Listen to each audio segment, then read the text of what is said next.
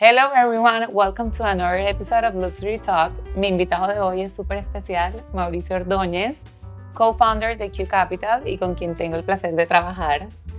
Mauricio, además de ser un referente del financiamiento hipotecario aquí en Estados Unidos, es un hombre visionario y alguien que admiro mucho. Gracias por estar aquí. No, mi Margarita, gracias por tenerme un ratico acá. Bueno, Mauricio, yo te escucho en todos los podcasts, entrevistas, eventos hablando de hipotecas, de tasas, de financiamiento, pero quiero empezar conociendo un poquito más a Mauricio como persona. Quiero que nos cuentes un poquito de tu historia, de cómo terminaste en todo este mundo. Y siempre he pensado que detrás de un gran empresario hay una historia increíble y algo que se le va a aprender. Entonces, cuéntanos un poquito. Pues sí, mira, hay una historia. Yo, la verdad, primero soy colombiano, tuve la gran fortuna de haber nacido en este país, entonces me quedó fácil venirme a vivir aquí hace 28 años. Soy arquitecto y siempre estoy vinculado en el tema de lidiar con bancos en las construcciones que hacíamos en Colombia y me tocaba hablar con mucho interventor, entonces entendía bien esto. Y a finales de los 90s se empezó a sentir un poco la crisis inmobiliaria allá. Me encontré con un tío en el bautizo de un nieto de él, en el cual me invitaron y le dije a mi tío, estoy buscando trabajo en otra ciudad, me cansé de Bogotá, quiero ver. Entonces le contaba los planes y me dijo, pero usted es muy bobo, usted es un americano, ¿cómo no se viene? Y el hecho es que él me dijo, véngase para acá y yo no le pago, pero le enseño a hacer dinero. Llegué acá en agosto del 96 y me pagó. Empecé como procesador. A los 7 meses, ellos mi tío y mis primos me enseñaron el negocio. Soy muy bendecido de haber estado con ellos. Y me mandé a lo que antes nos decían mortgage brokers. Me mandé a la calle, al mundo de ya vendedor como tal. Pero yo nunca tuve como la idea de, ¿sabes qué? Yo voy a ser dueño de mi empresa. Nunca estuve como eso en mi mente. Al revés, yo estaba muy agradecido con mi tío y solo pensaba en crecer con ellos, como empresa, llamémoslo así. Hubo la oportunidad en diciembre, esto fue más o menos junio, julio del 2005, nunca se me olvida la fecha. Hubo la oportunidad de, aquí en Aventura donde nos encontramos, yo me la pasaba atendiendo mucho cliente y hubo la oportunidad de tener una oficina y abrir una sucursal de la compañía de mi tío acá, 1 de diciembre del 2005, yo diría que el timing no era el ideal, pero fue el ideal para lo que me ha pasado hoy. Entonces, en el 2006 empieza el tema un poquito a sentirse la crisis. Aquí en inmobiliaria, para hacerte corta la historia, me echaron. Mi tío me echó en mayo, nunca se me olvida eso, mayo 17 del 2007, que era un jueves. ¿A qué horas? A las 3 de la tarde, me acuerdo perfecto, vinieron a mi oficina, mi tío, mis 2 primos, y me arrojaron un acuerdo que ya se acababa la relación a partir del viernes 18 a las 5 de la tarde, del 2007 se acababa la sucursal como tal. Yo en ese momento no tenía licencias todavía. Yo no pensé que me fuera a pasar esto, yo pensé que íbamos a arreglar. Estábamos en ese momento exigiendo suben un poquito más el porcentaje o entre socio a la sucursal porque yo corría con todos los gastos y no llegamos a un acuerdo. En ese entonces mi socio actual, que es Gastón, era uno de los loan officers del branch como tal. Trabajaba conmigo y cuando me sucede esto, pues le digo yo a él, yo entiendo qué es lo que está pasando, venga, hacemos, solo yo no voy a poder hacer esto, y nos asociamos desde entonces, desde el 2007, y nos cae la crisis. 2008, a finales del 2007 nos empezó, y al principio de 2008 nos cayó la crisis, tuvimos que sacar a los empleados, amarrarnos el cinturón, empezar a ingeniarnos el tema, y una de esas,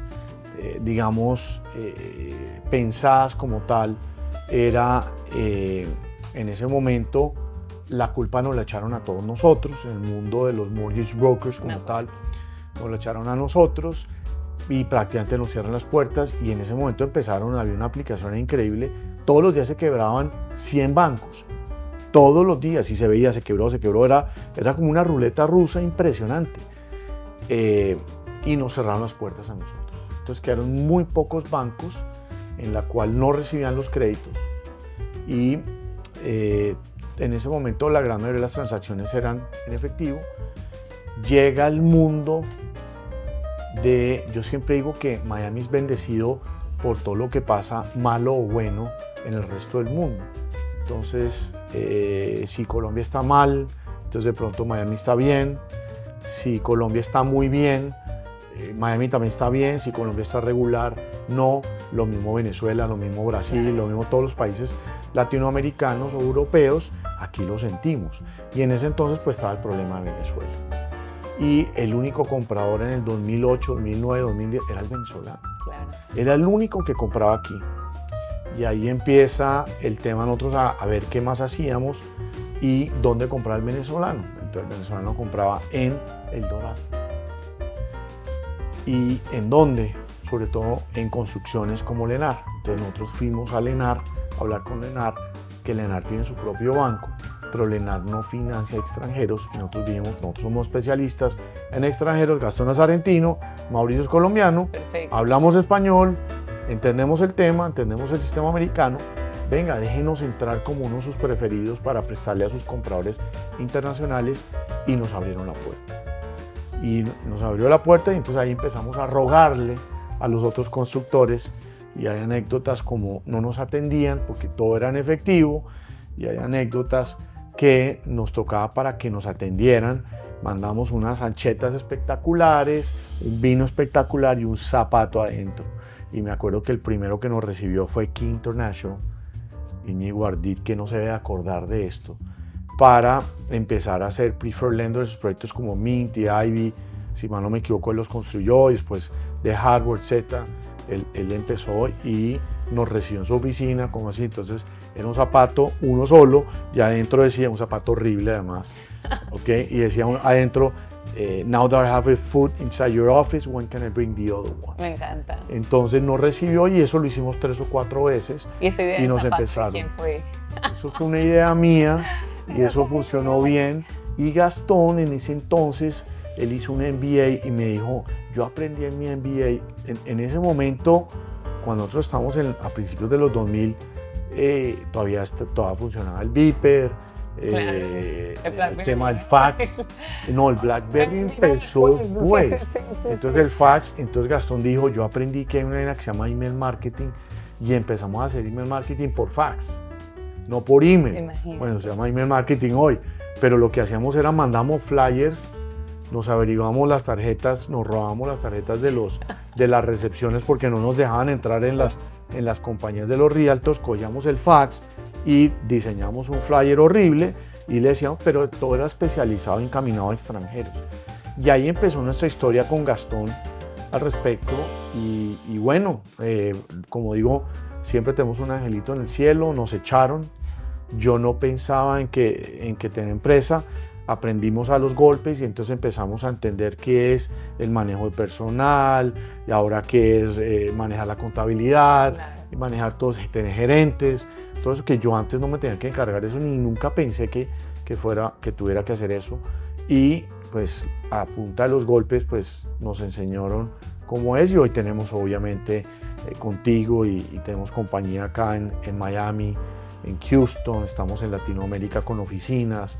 Entonces hay la historia que todavía falta mucho por contar.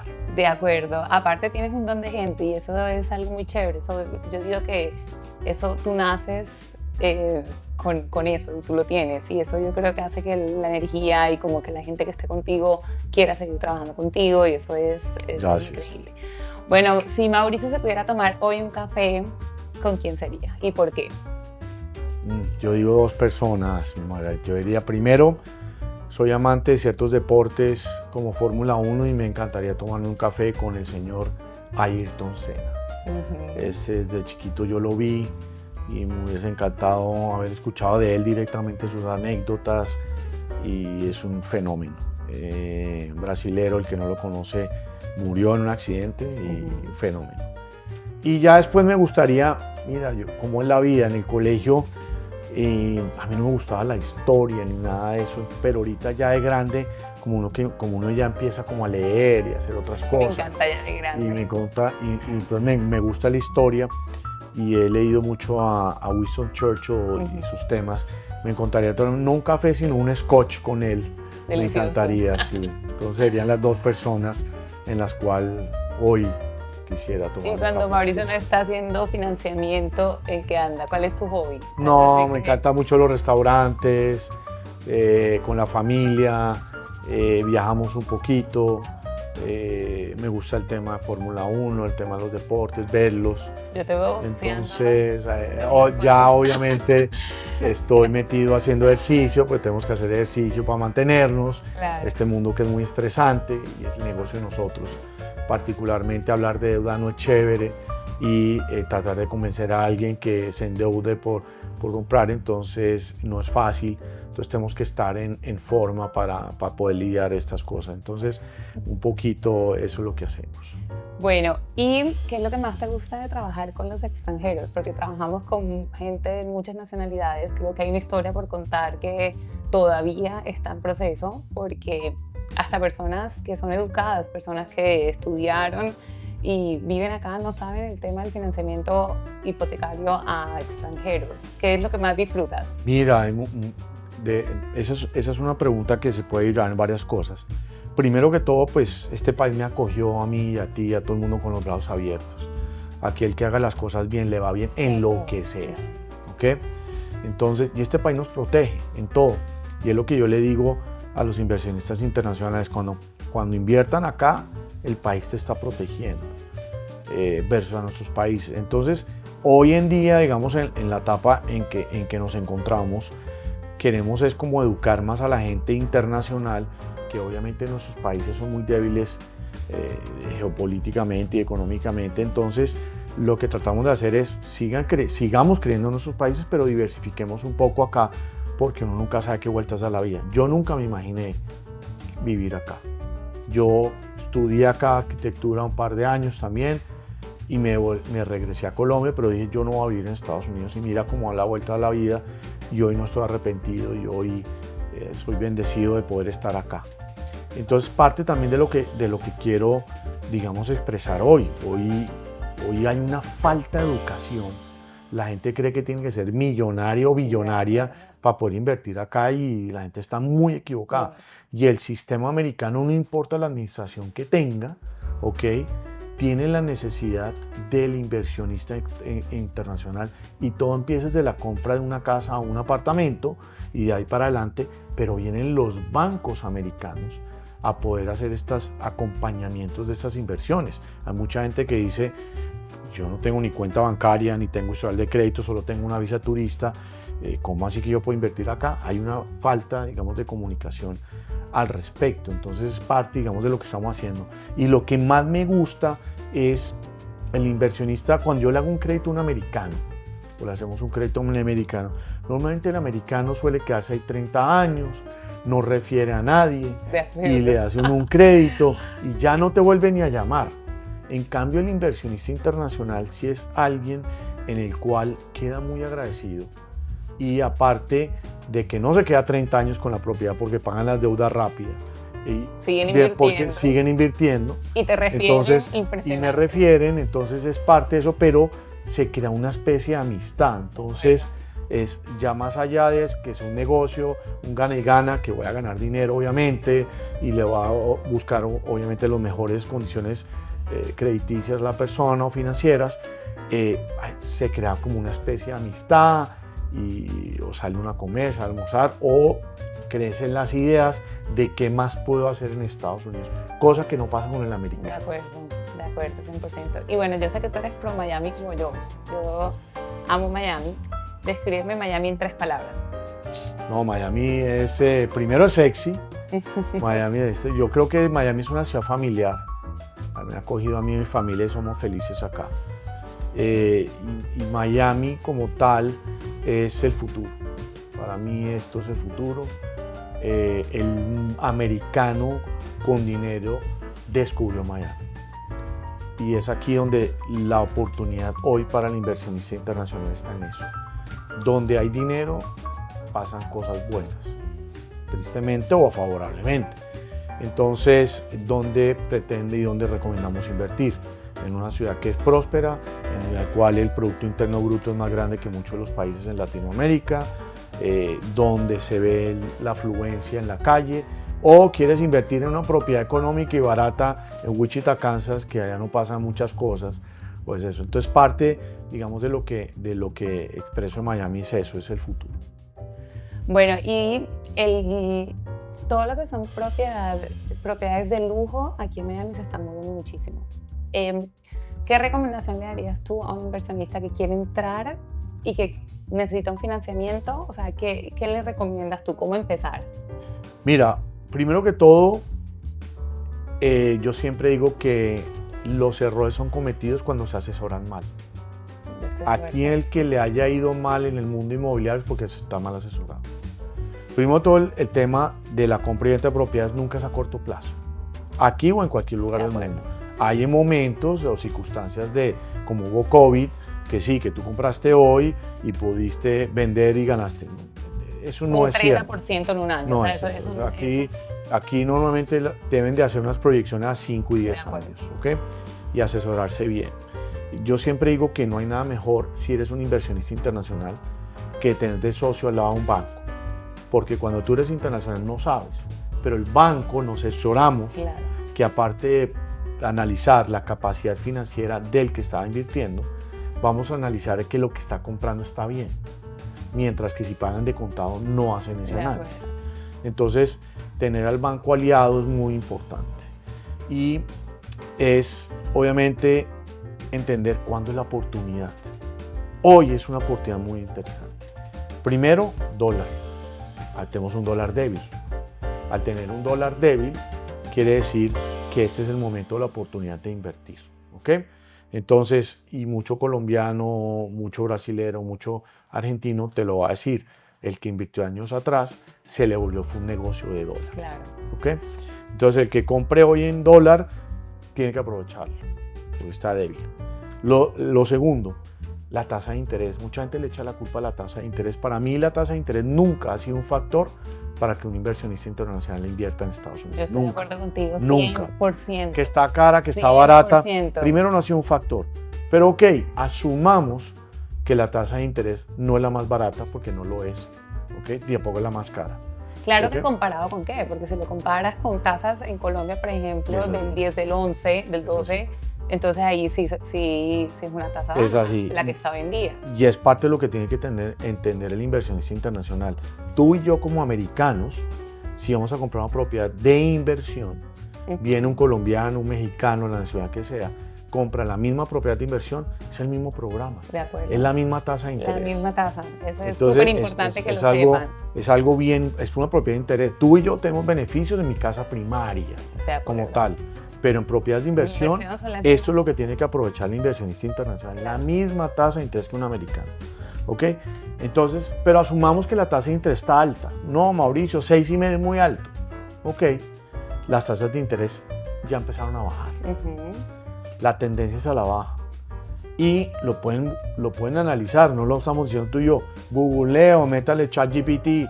¿Qué pasa cuando las tasas de interés bajen más? Entonces las tasas de interés quedan 2 conversaciones más de la Reserva Federal este año. Van a seguir bajando las tasas de interés.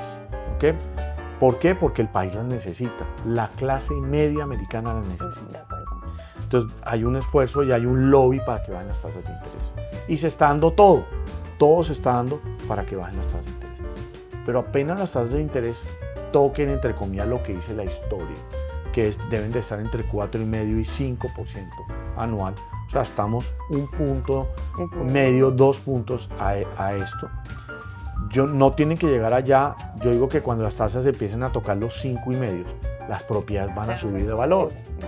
Entonces, si estás esperando a que la tasa de interés baje más para comprar una propiedad, entonces vas a comprar una propiedad más costosa. Claro.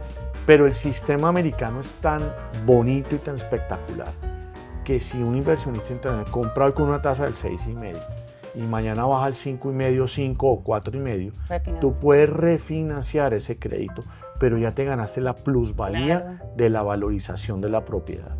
Entonces, si tú haces el retorno del ingreso, el retorno sobre tu dinero, sobre una propiedad que se valorizó, y diste solamente la cuota inicial de un 30, 35% de cuota inicial, en la valorización es un gana y gana, en dólar, en tasa de interés, en valorización. Entonces, este es el momento de invertir acá y sobre todo en ciudades importantes que los millonarios americanos están valorizando. Y nosotros los bancos somos los que valorizamos las propiedades. Claro. Entonces, si compran un edificio y ese edificio es financiable, esa propiedad se va a valorizar. Busquen los edificios que son financiables. ¿Qué quiere decir? Que les dan las mejores tasas de interés. Porque nosotros somos los que valorizamos el edificio. Claro. O la propiedad, o la casa, o el apartamento. Entonces, cuando los edificios tienen problemas, porque van a empezar problemas ahorita, edificios de 35 años, veo que de 40 años. Muchas personas están llegando acá y me dicen, no quiero nada que sea más de 20 años de construido. O sea, que es más, se me están yendo como, quiero algo que sea 5 o 7 años. Correcto. O sea, que sean relativamente nuevos. Claro, correcto, porque esos edificios consiguen las mejores tasas de interés.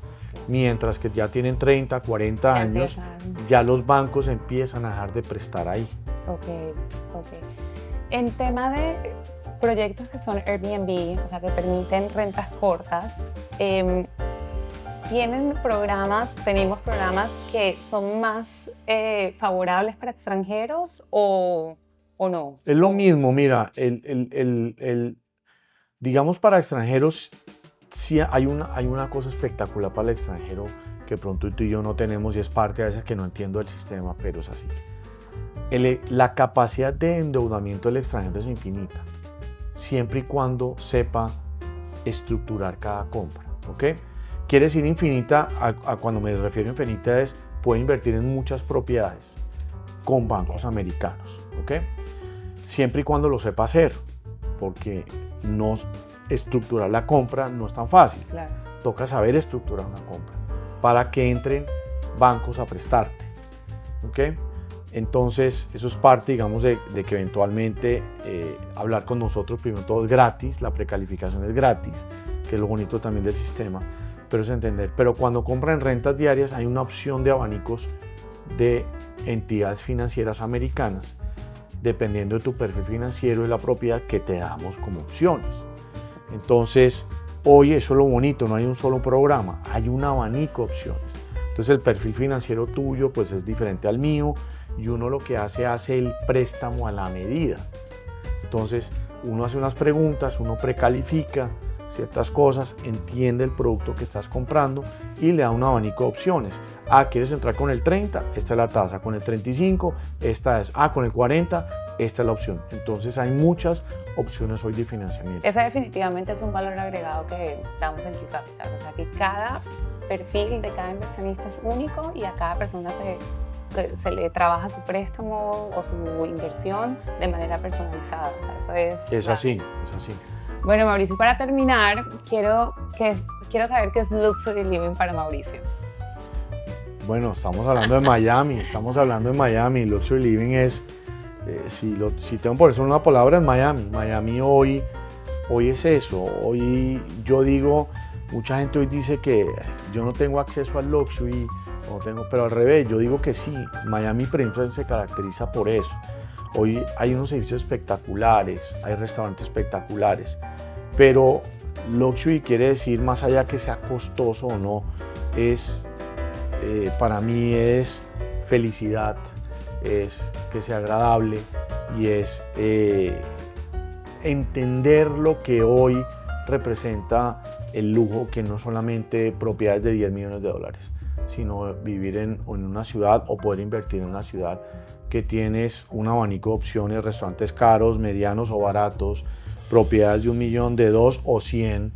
Entonces eso es lo que llamo yo lujo. Tienes un abanico de poder escoger varias cosas de lujo. Bueno, thank you guys for watching and see you next time.